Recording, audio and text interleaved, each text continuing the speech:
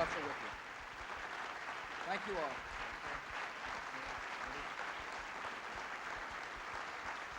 Thank you.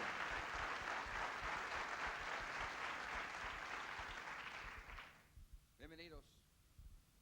Today and every day for the past 43 years, that legacy of courage has been insulted by a tyrant who uses brutal methods to enforce a bankrupt vision.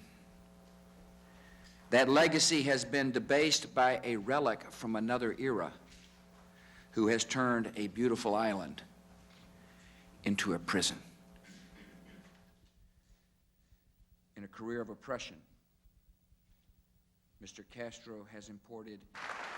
It's important for Americans to understand, without political reform, without economic reform, trade with Cuba will merely enrich Fidel Castro and his cronies.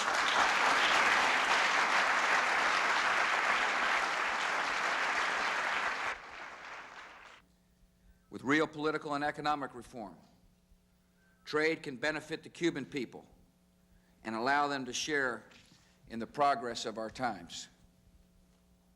If Cuba's government takes all the necessary steps to ensure that the 2003 elections are certifiably free and fair, and if Cuba also begins to adopt meaningful market-based reforms, then and only then I will work with the United States Congress to ease the ban on trade and travel between our two countries.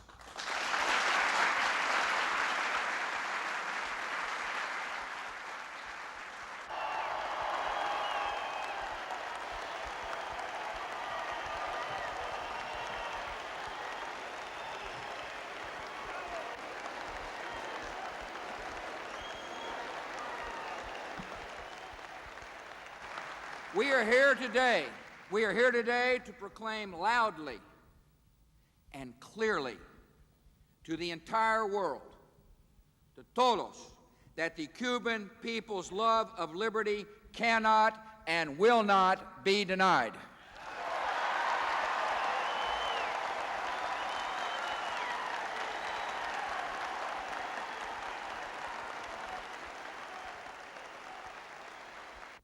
Well, I'm pleased to be joined this morning with my colleague from California, Senator Boxer, and Senator Dorgan of North Dakota.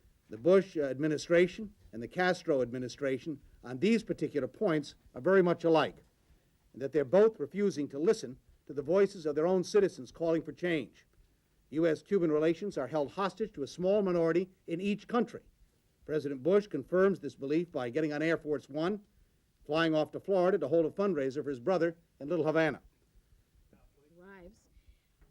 To talk about a common sense policy, we have only given Castro an excuse for Cuba's poor economy.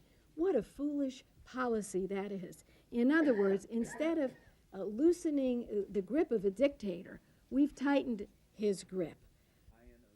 Illinois, you've taken big delegations. Can't the Congress do something about the selective enforcement of